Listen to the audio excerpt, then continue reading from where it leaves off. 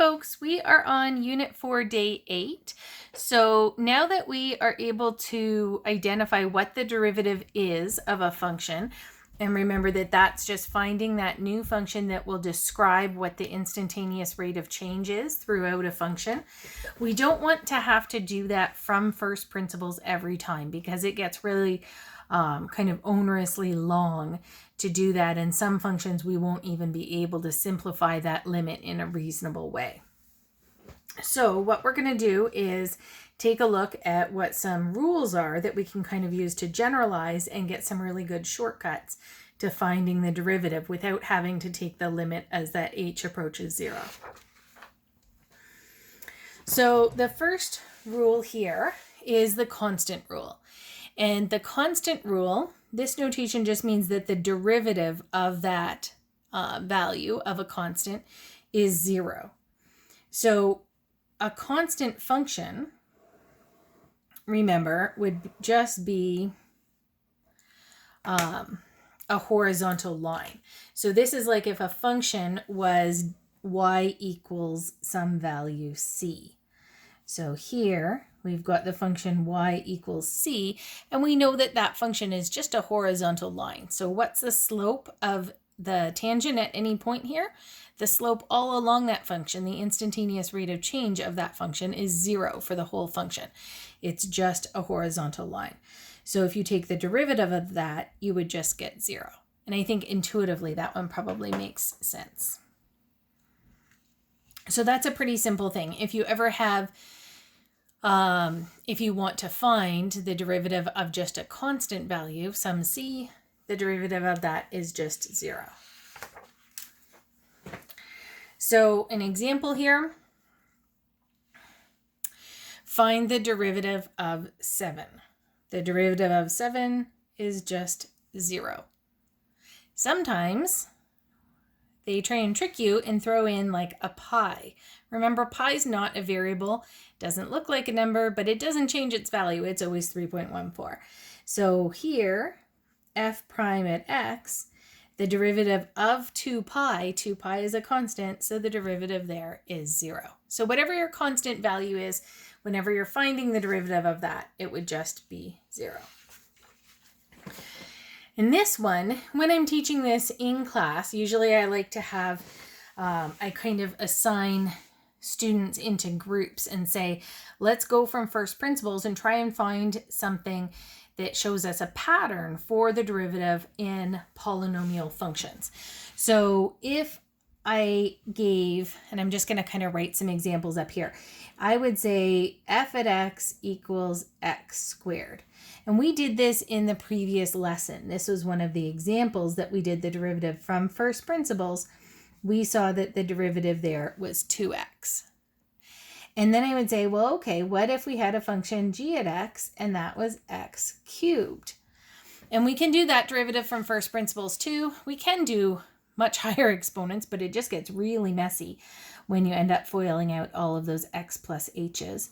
We end up finding that g prime at x is 3x squared. And then I would say, okay, who's brave? Who wants to do from first principles x to the 4th? And that gets really big because you have x plus h all to the power of 4 and you have to distribute it all out, and it's a little bit of a mess, but you end up getting that the derivative is 4x cubed. So then you start to really see this pattern here.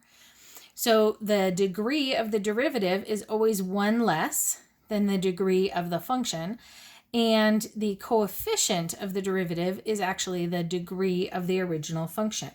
So that's what this is saying, that the derivative of a polynomial or a real number exponent of x is n, like that exponent, times x to the exponent n minus 1. So we reduce the value of the exponent and we end up with a coefficient that's equal to the original exponent from the function. That's how we get our derivative. This one is going to save us a lot of time, especially if we want to avoid kind of doing first principles when we have higher powers there. The other good thing about this is it it expands and it actually works for all real numbers. We could kind of do fairly easily, even if it was a bit long, we could do x squared, x cubed, x to the 4, x to the 5, x to the 6, and just FOIL that all out and collect like terms. But it also works for things like negative exponents or also rational exponents. So if we want to find the derivative of each of these, dy dx, remember that the exponent becomes the coefficient and the old exponent gets reduced by 1. So it's 2x to the exponent 1. We also, just to kind of show different notation, y, we normally would put dy dx, but a short form of that is to put y prime, kind of a combination of that Newton's and Leibniz notation, and that's acceptable notation as well. If y equals x cubed, y prime is 3x squared. Here we've got y equals x to the negative 3. So if I was to find the derivative, I could put dy dx, or I could put y prime. Now my exponent becomes my coefficient. Keep the base and reduce the exponent. Careful here with negatives, we're going down by 1, so it's actually negative 4. Okay. Sometimes it's not written as a power of x, but you may have to rewrite it. So I would rewrite this as x to the negative 1. And then y prime, or dy dx, is negative 1x to the negative 2. And depending on what you were doing with this, you may want to rewrite that with positive exponents, like negative 1 over x squared, or if it was something in a context of a bigger question where maybe you had factoring, it might be better to leave it with a negative exponent. And we'll get into that more when we're looking at applications of derivatives, when you would want to write it with positive exponents or when you would want to write it with negative exponents and just kind of without fractions. Okay. The next rule is the scalar multiple rule, which is going to come really in handy in combination with the previous rule. So the derivative of a constant times some function, we can just take the derivative of the function and keep multiplying it by the constant.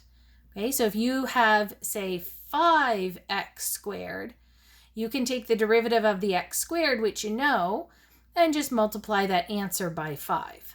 So I'll show you a few examples of that.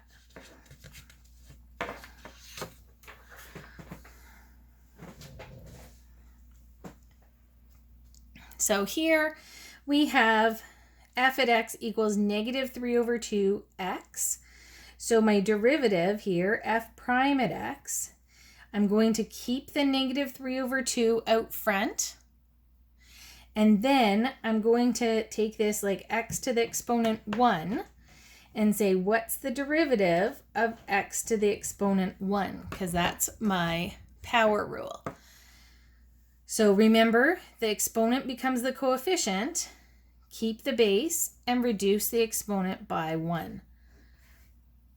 So we know that x to the 0 is just 1. So we have negative 3/2 times 1 times 1.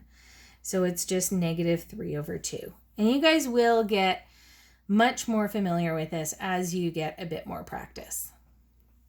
So here, y equals negative 5/6x. Same idea. I'm going to use y prime, and I'm going to keep negative 5 over 6 out front. And the derivative of x is 1x to the exponent 0, because it had an exponent of 1. Which we know that that would just be 1, so it's negative 5 over 6. You won't keep showing that middle step every time at all, but I want you to really kind of clearly see where we're coming from here. For C, we've got f at x equals 5x squared over 6. So I'm going to take this as a coefficient of 5/6, and then do the derivative of x squared, which we know is 2x. Then we can multiply these. So 5 times 2 is 10. 10 over 6 reduces to 5 over 3 times x. And again, normally you guys are just going to, as soon as you kind of get the hang of this, you're going to skip right to that answer. But I want to show it in these steps just so you see what's actually happening each time. So y equals 2x to the 1/2. Remember that that's the same as root x. If you had a square root of x, you would want to rewrite it with in exponential form. So I'm going to keep the 2. Then I'm going to do the power rule here. So that's 1/2 x, and then I have to reduce the exponent by 1. So subtracting 1 from 1/2, I get negative 1/2. Now 2 times 1/2 is just 1, so I get x to the negative 1/2, or I could write 1 over root x. It depends, again, it's going to depend what your application is that you're using this for, what form you're going to want that in, but that'll be addressed in the next unit a lot more in detail. So these rules look kind of a little bit complicated, but really what it's saying is that if you have a function that is the sum or the difference of two smaller functions, and you can take the derivative of each piece, then you can just do that. Take the derivative of the first part plus the derivative of the second part, or minus, of course, if you're subtracting. Now that's not true for multiplying and dividing. We are going to look at what's called the product rule and quotient rule for derivatives when we get into Unit 5, but they're much more complicated than this. But it does work for addition and subtraction. If you have two smaller pieces of a function, you just take the derivative of each piece and keep the addition or subtraction between them.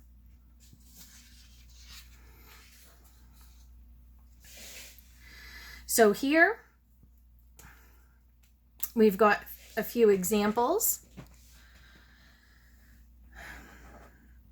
I have y equals 6x cubed minus 3x plus 1/2 x to the 4th. So I'll do the derivative, and I may show, you know what, I think we're probably okay. The derivative, remember, of x cubed is 3x squared, but I'm going to go ahead and know that I'm going to have to multiply that 6 times the 3. So I'll go right to saying that that's 18x squared. So when we bring this 3 down and view it as the coefficient, it has to get multiplied by the 6. Okay, here's minus 3x to the exponent 1. So the exponent comes down and multiplies the coefficient, so we get minus 3. And then we reduce the exponent by 1. And if we go down to x to the 0, then that's just equal to 1. I'm not going to include any x's there. If you showed the step of writing x to the 0, that's fine, but then you'd have to simplify it after.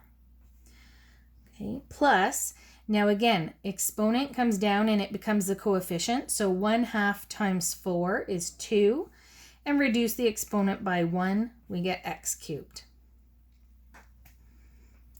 If you have something like this, for b, I want to rewrite this because it's not written in an exponential form. So I would rewrite f at x equals x to the exponent 1/4. Then once it looks like an exponent, now I can take the derivative. So now f prime at x is 1/4 x and reduce that by 1. So 1/4 take away 1 is negative 3/4. Same idea here for c. We have f at x equals 1 over root 4x, or the 4th root of x. So we could rewrite that with a negative exponent. So that's x to the negative 1/4. And now, again, doing the derivative from there. I always want to write it in an exponential form with a base of x and an exponent to be able to use that power rule. So now the exponent becomes the coefficient. Keep the base and you reduce the exponent by 1. So negative 1/4 minus 1 is negative 5 over 4.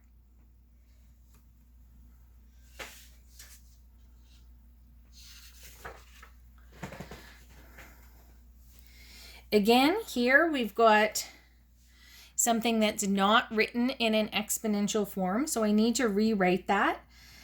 And instead, I'm going to say f at x equals, now this is a fourth root of x to the exponent 7, so that's x to the exponent 7 over 4. Now we can do the derivative because it's in the right form.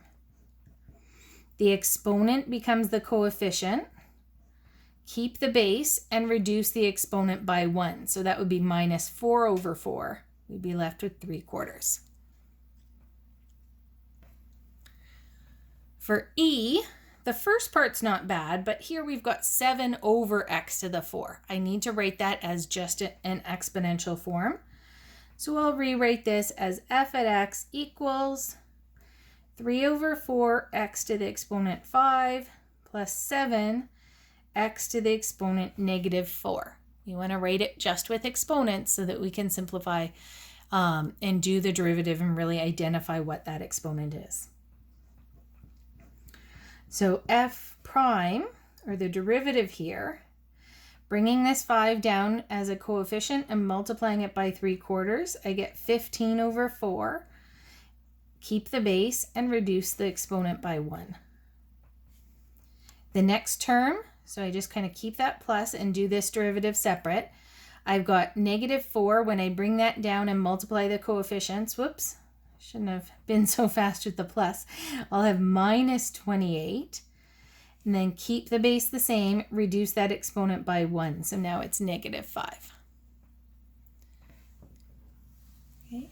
For f, remember I said that I didn't have a rule for multiplication. We don't yet know how to find the derivative of two things multiplied together. So you have to actually just expand this out and rewrite that function before we can do the derivative, because we can only take the derivative of things added and subtracted.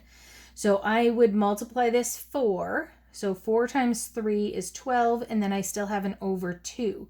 So 12 over 2, I'm going to get 6, and then x to the exponent 4 minus 4 over 9 x cubed. So just distributing that 4 in before I do the derivative.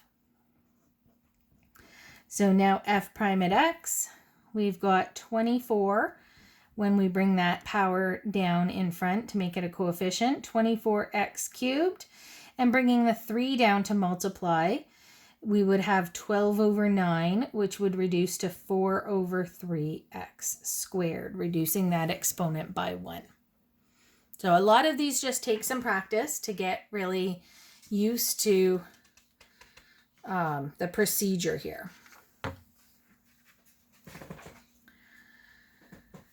So again, sometimes there's a fair bit of simplifying that we need to do. We don't actually know a rule here for what we can do with division. We don't have like a division rule yet. There is one, but we don't know it. And we can simplify this. So I would break this apart. This could be 3 different fractions all over the denominator x. So I'm going to have 6x to the 1/3 over x plus 4x cubed over x minus 9 over x. And then I'm going to simplify again, rewriting this with just one exponent of x. So here I've got 6x to the negative 2/3 plus 4x squared minus 9x to the negative 1. Now notice that sometimes we kind of, when we're doing work and we have f at x equals, we can kind of go equals equals. I should have arranged this a bit better on the page, but we kind of have equals and we go down the page and we don't keep writing f at x every time. That's fine. But when you do the derivative, it's really important that now we write f prime. Because if I did the derivative here and said, okay, negative 2/3 is going to come down and be a coefficient, and 6 times negative 2 is negative 12, and then divide by 3, we've got a negative 4x, and then subtract 1, it's negative 5/3, and kind of kept on like that. this is showing that these two things are equal, and this is not f at x. We have to really be careful. Whatever step it is that you take the derivative, it's okay to kind of not put the f at x here and here, but when you do the derivative, you have to be clear that that's what's happened, that you're not still just moving on with manipulating that function. Okay, now I'll continue on with the rest of my derivative. Bring the exponent 2 down as a coefficient. 4 times 2 is 8, and we just get x to the 1, or just x. And then negative 1 as a coefficient, multiply it with the negative 9, we get plus 9, x to the negative 2. So then we've got f. Again, we have to rewrite this in kind of a proper exponential form. So I'm going to have, and notice that this 6 is in the 4th root. So that's okay. The 4th root of 6 to the exponent 1/4. I don't know what that is, but it is just a constant value, plus 1 over root 3 x to the 1/3. So see how I'm kind of pulling out a coefficient and writing the x with an exponent rather than any kind of radical. So again, this is just f at x, so I didn't need anything here, but now when I do the derivative, now I have to put f prime at x equals, because this shows that the next line isn't equal to the thing above. Now I'm doing something different. I'm doing the derivative. So I have this 4th root of 6, and I'm bringing down the 1/4 exponent. So I'll have the 4th root of 6 over 4, and reduce that exponent by 1, x to the negative 3/4. And then bringing this exponent down, plus 1 over 3 root 3 when I multiply those.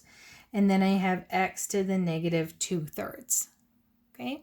Again, I'm just leaving these with negative exponents. There are some times when you would want to rewrite it as a rational, but in general, I feel like most of the applications, you're going to be better off keeping it with that negative exponent.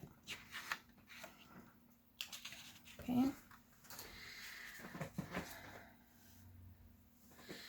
So this is a little bit of a kind of application thinking question. We've got a function, a parabola here, y equals x squared plus 2x plus 1.